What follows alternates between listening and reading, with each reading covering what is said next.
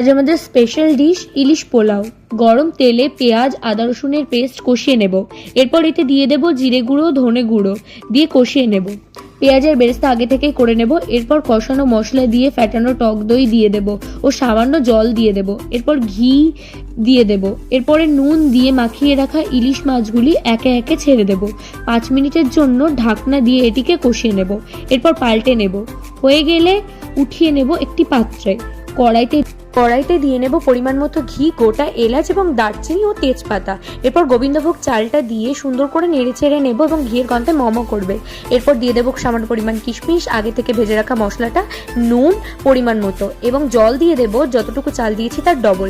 এরপর চালটা সেদ্ধ হয়ে গেলে ওপর থেকে ইলিশ মাছ ভাপের জন্য দিয়ে দেবো 10 মিনিটের জন্য। ঢাকনা দিয়েই রেডি করে নেব ইলিশ পোলাও, ওপর থেকে বেরেস্তা এবং কাঁচা লঙ্কা ছড়িয়ে। আজকের আমাদের স্পেশাল ডিশ রেডি।